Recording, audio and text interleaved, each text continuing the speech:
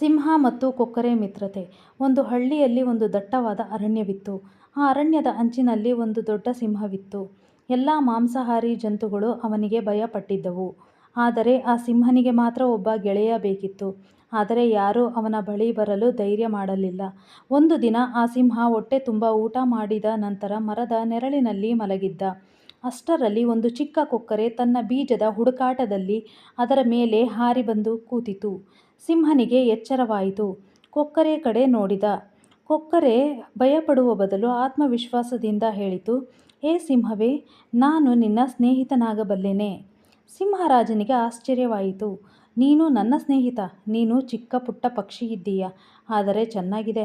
ನನಗೂ ಒಬ್ಬನಿಗೆ ತುಂಬ ಬೇಜಾರಾಗಿದೆ ಎಂದನು. ಅದಾದ ನಂತರ ಕೊಕ್ಕರೆ ಪ್ರತಿದಿನ ಸಿಂಹನಿಗೆ ಹೊಸ ಕಥೆಗಳನ್ನು ಹೇಳುತ್ತಿತ್ತು. ಅದೇ ರೀತಿ ಸಿಂಹನೂ ಕೂಡ ತನ್ನ ಸಾಹಸಗಳ ಬಗ್ಗೆ ಹೇಳುತ್ತಾ ಕಾಲ ಕಳೆಯುತ್ತಿತ್ತು. ಅರಣ್ಯದ ಎಲ್ಲ ಜಂತುಗಳು ಈ ವಿಚಿತ್ರ ಮಿತ್ರತೆಯನ್ನು ನೋಡಿ ಆಶ್ಚರ್ಯಚಕಿತರಾದರು.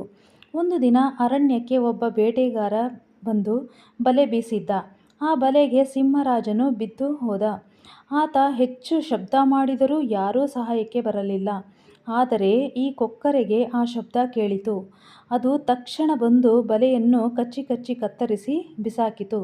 ಸಿಂಹನಿಗೆ ಮುಕ್ತಿ ಸಿಕ್ಕಿತು. ಈ ಪಕ್ಷಿಯನ್ನು ನೋಡಿ ಕಣ್ಣೀರು ಹಾಕಿತು ಸಿಂಹ. ನೀನು ನನ್ನನ್ನು ರಕ್ಷಿಸಿದ್ದೀಯ. ನಾನು ನಿನ್ನ ಶಕ್ತಿಯ ಬಗ್ಗೆ ಅನುಮಾನ ಪಟ್ಟಿದ್ದೆ. ಆಗ ಕೊಕ್ಕರೆ ನಗುತ್ತಾ ಹೇಳಿತು, ಸ್ನೇಹದಲ್ಲಿ ಶಕ್ತಿ ಇದೆ ಸಿಂಹರಾಜನೇ. ಅಂದಿನಿಂದ ಅರಣ್ಯದ ಎಲ್ಲ ಜಂತುಗಳು ಬುದ್ಧಿವಂತರಾದರು. ದೊಡ್ಡದಾದರೆ ಗರ್ವಿಸಬೇಡ, ಚಿಕ್ಕದಾದರೆ ಭಯಪಡಬೇಡ. ಎಂದರೆ ಸ್ನೇಹ ಎಲ್ಲಿ ಬೇಕಾದರೂ ಹುಟ್ಟಬಹುದು. ಇದರ ಅರ್ಥ ಸ್ನೇಹವು ಶಕ್ತಿಯ ಸತ್ಯರೂಪ. ಕತೆಗೆ ಲೈಕ್ ಮಾಡಿ, ಸಬ್ಸ್ಕ್ರೈಬ್ ಮಾಡಿ.